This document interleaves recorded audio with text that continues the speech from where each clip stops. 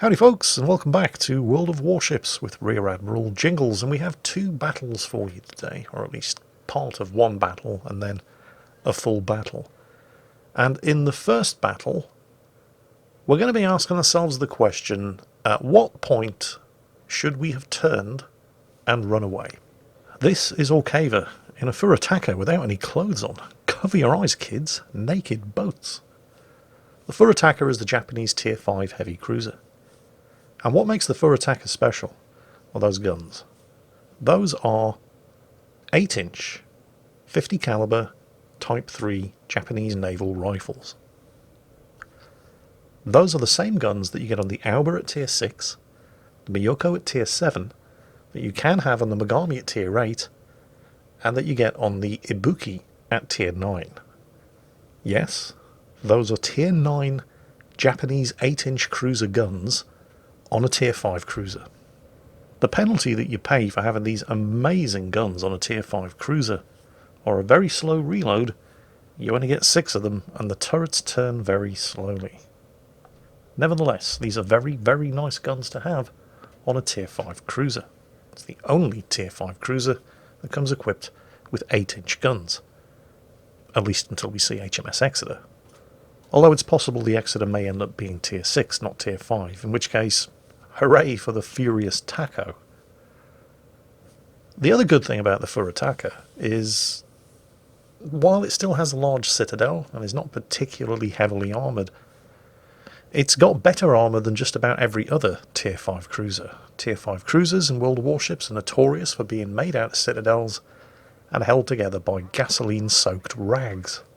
But the Furutaka has just about enough belt armour that, while it's never going to bounce many battleship shells, if angled carefully, it can make life very interesting for cruisers shooting at it. Of course, the other problem with Tier 5 cruisers is that they no longer enjoy the protected matchmaking that you get with Tier 2, 3 and 4 ships.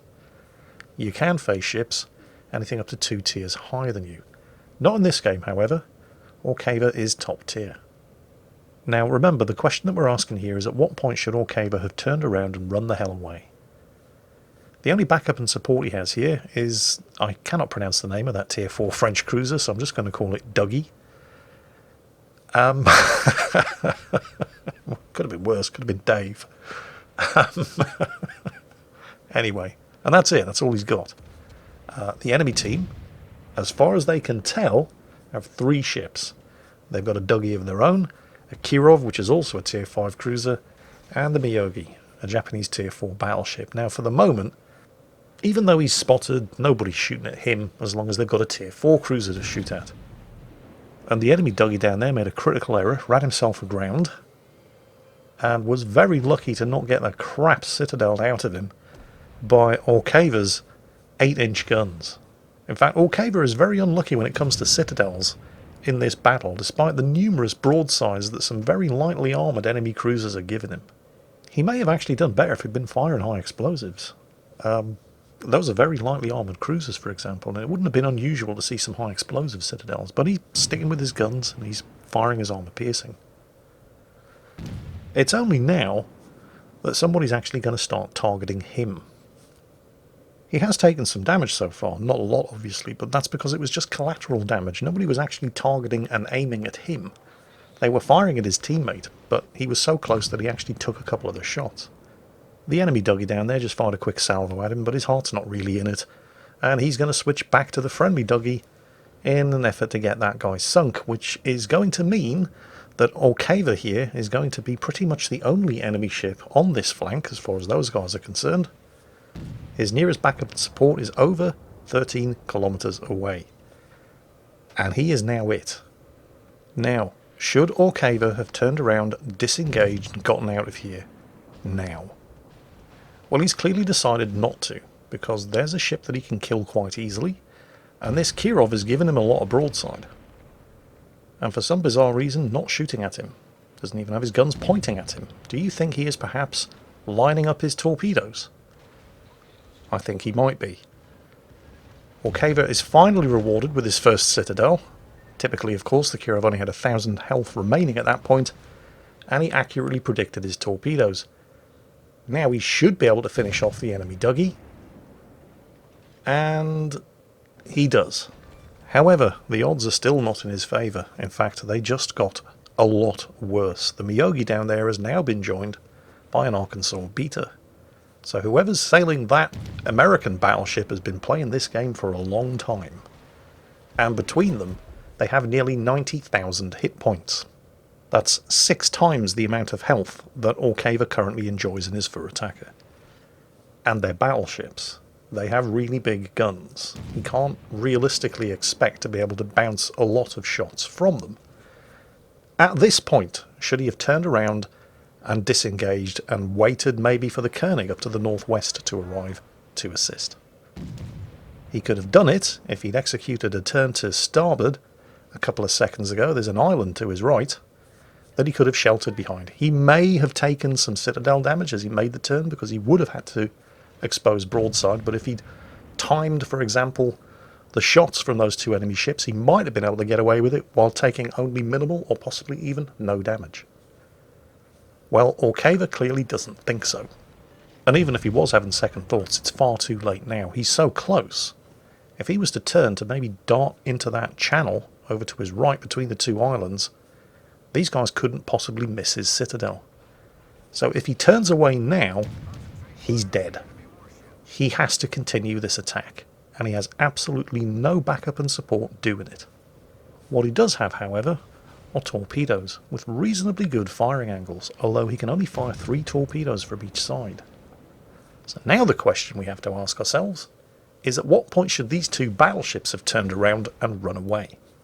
And the answer to that question is, well, long before now, because now even if they kill Orkava, and they very nearly did, they're both dead too. There's the double strike. There's the high caliber award. There's 126,000 damage. He very nearly didn't get away with it. In fact, I'm very surprised that they didn't kill him. But once he got that close to those 2 tier 4 battleships, there was practically no way he wasn't going to take them with him. So that was our warm-up. I hope you enjoyed it, and now it's time for the main event, and things are going to get a lot hotter before the end of this video, because it's time for an Atlanta replay. This is Spinosaurus 12 in the USS Atlanta.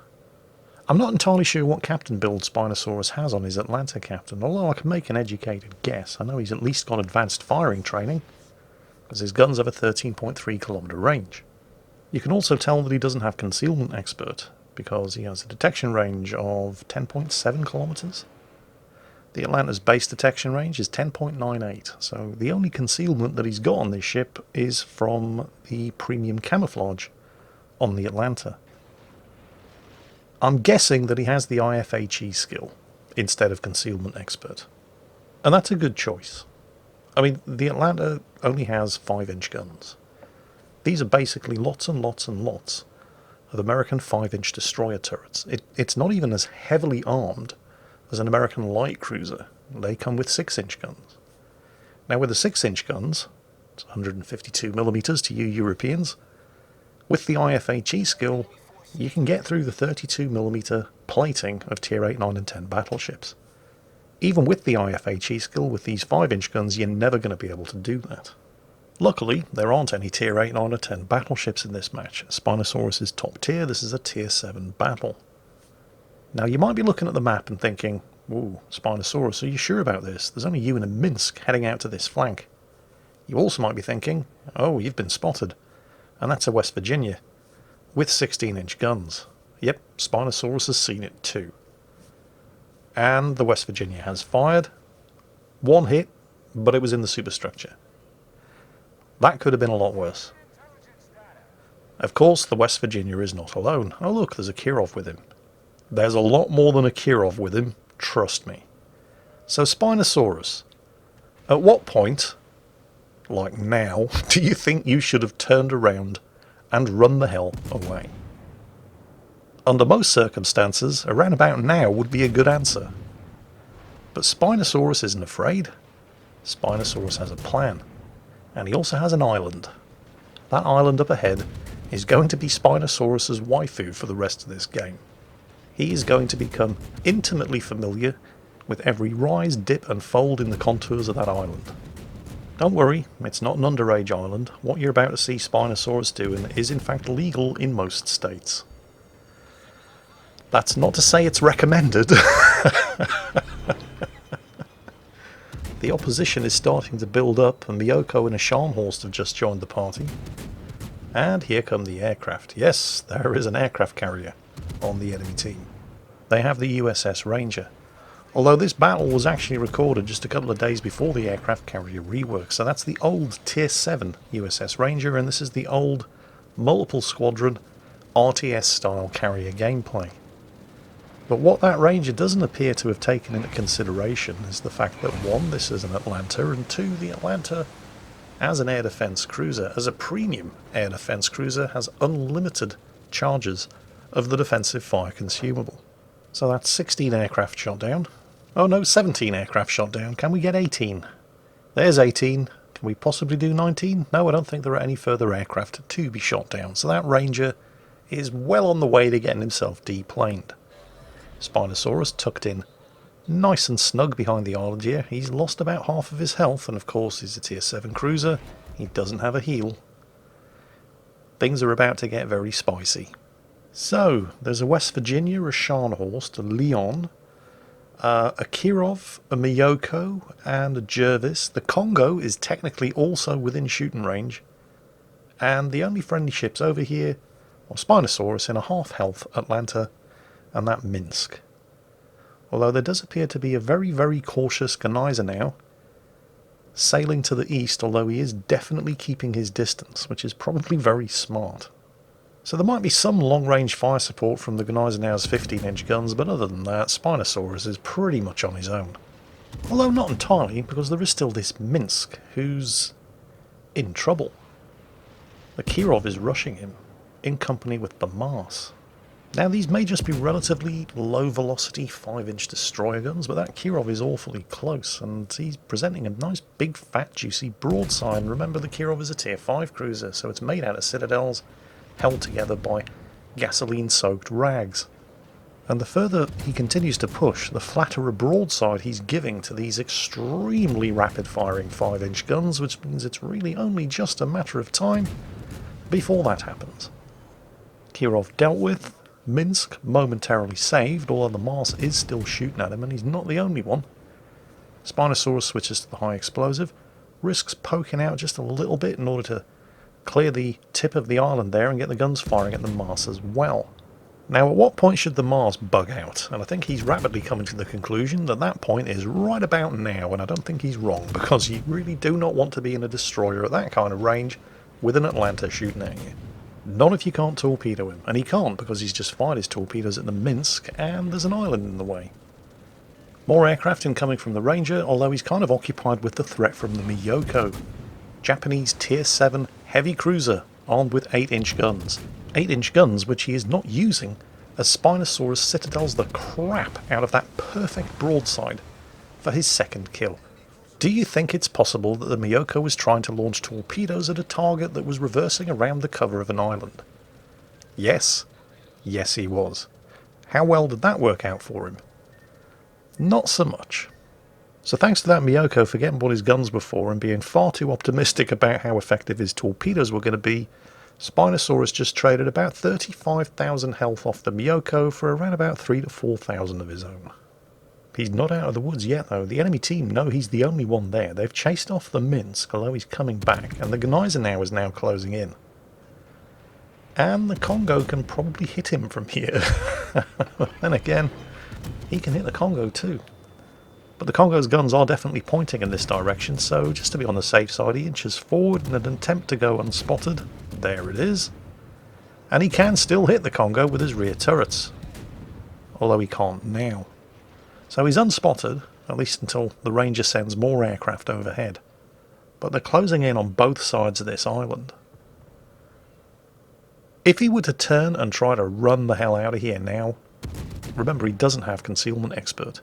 He wouldn't be able to get far enough away to get undetected, and he'd be in open water. Here comes the Gneisenau. Now, I'm not entirely sure this is going to be the best decision the Gneisenau ever made, but it is going to take some of the pressure off Spinosaurus. So let's not be too critical, but for now, Spinosaurus has slightly more immediate problems. The Mars is making a run for it. And I'm not entirely sure this is a very good idea on behalf of the Mars, because he's going to have exactly the same kind of problems as the Miyoko. He can't torpedo anybody, there's an island in the way. And there's an Atlanta shooting at him. He's dumped his smoke, but he's going too fast to stay inside his own smoke screen. But just in case, well, the Atlanta does have radar. How could you not know this was going to happen, Mars? What exactly informed your decision-making process here?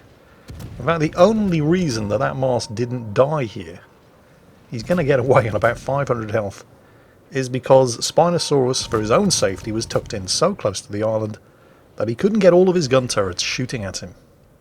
You might have noticed that there's a Colorado turned up over there as well. Oh, more aircraft incoming. They're going for the Genizer now. The Minsk's laid a smokescreen for him. Well, we have unlimited uses of our defensive anti-aircraft fire consumable. It would be a shame to not use it. So there's another 2 squadrons annihilated. Send more planes, please. The reason why every single surviving ship on the enemy team is now on the other side of this island is not because they're all keen to make friends with Spinosaurus here. He's put up such a strong defense on this side of the map, almost single-handed, that the rest of his team have managed to sweep aside all enemy opposition on the other end of the map, and they're now hooking around and basically herding all of the remaining enemy ships into Spinosaurus's gun sights. I'm not entirely sure how Spinosaurus feels about this, but he's damn well going to make the most of it. There's the Congo. Oh dear. Oh, the Genizer now is eating all kinds of torpedoes. I don't think his pushing into that lot is an incredibly good idea, and, well, he's kind of committed now. Oh, there's the Air Defense Expert medal. 40 aircraft kills. The Genizer now is going for it. There's no way he's going to survive this. Now, the Colorado over there is outside of Spinosaurus's 4.5 kilometer torpedo range. He's probably inside the Genizer now's 6 kilometer torpedo range, however. Except, well, it's possible, maybe even likely, that the Genizer now's torpedoes have been disabled. They are kind of fragile. The Minsk, however, is charging in. Now, that's a very fast destroyer. Its torpedoes only have a 4 kilometer range. The Genizer now is down. But now everybody's focusing on that Minsk. And again, you know, as far as Spinosaurus is concerned, this is good. The enemy ships are going for the targets that are the biggest threat and are the easiest to kill. Which means, while he should be getting shot full of holes, right now he isn't. But that's only going to last as long as the Minsk is alive. And now he's not. But Spinosaurus has been able to farm damage on this Colorado for so long. There's no way the Colorado is going to survive long enough to reload the guns and kill him. And he didn't. At this point, the entire enemy team have now been herded into one corner of the map and are caught in a devastating crossfire. This is what happens when you all get herded into one corner of the map. Although the entire enemy team at this point consists of exactly 5 ships. That Mars is living a charmed life. It seems that no matter how much ordnance Spinosaurus throws at him, he's just incapable of sinking him. The reason crossfires like this are so dangerous is because if you've got ships firing at you from more than one direction, you can't angle your armour against all of the incoming fire. Spinosaurus has actually left the cover of this island for the first time in this game. Ooh, there's the high caliber and the Confederate. I'm not entirely sure that he should have left the cover of the island. I mean, he could still lob shells over it and hit that Jervis from the far side without taking any return fire. But, well, what can we say? He likes to live dangerously. Hello, the Jervis is trying to hide behind a smokescreen. Yeah, I think that was a little too little and a little too late, and it wouldn't have made any difference anyway, because there's an Atlanta here and the Atlanta has radar. Spinosaurus desperate to finish off that Mars, and you know what? I think he kind of deserves it, but the Mars is going to get away yet again. He's managed to go undetected, and Spinosaurus has very wisely decided that discretion is the better form of valour, and why risk getting shot at when you can just retire behind the island, his favourite waifu, and lob his 5-inch shells clean over the top of it, and pummel the Scharnhorst with complete impunity. Remember kids, fair fights are for losers. If you ever find yourself in a fair fight, you clearly did something wrong in the planning stages. The Scharnhorst is doomed. The entire enemy team is doomed. At this point it's really just a question of who's going to get the kills. There is a Kraken Unleashed on the table for Spinosaurus here. He's got 4 kills at the moment. But everybody's firing at that Scharnhorst. Whoever gets the kill, it's going to be down to the luck of the draw. And it's not Spinosaurus. There's the Mars. Unbelievable that he's managed to survive this long. Spinosaurus has just realised he's 1 kill away from a Kraken as well, and so he's asking the team, you know, guys, can I get the Kraken? The other friendly Atlanta is saying, yeah, go for it. Help yourself. He's not stopped shooting though, has he? And neither has anybody else on the team. So Spinosaurus is still going to have to work for it. And, you know, that's fine. I mean, there's no harm in asking for the Kraken. You never know. The team might let you take it, but if you have to work for it, you have to work for it. And sadly, not this time. So, at what point should Spinosaurus have turned around and run away in that battle? I think for most of us the answer would have been about 15 minutes ago. But Spinosaurus is made of sterner stuff, and he had a plan, and he had an island for his waifu. And the enemy team were going to take that island off him when they prized it out of his cold, dead fingers. And it seems to have worked out quite well. That's it for today, folks. I hope you've enjoyed it, and as always, take care, and I'll catch you next time.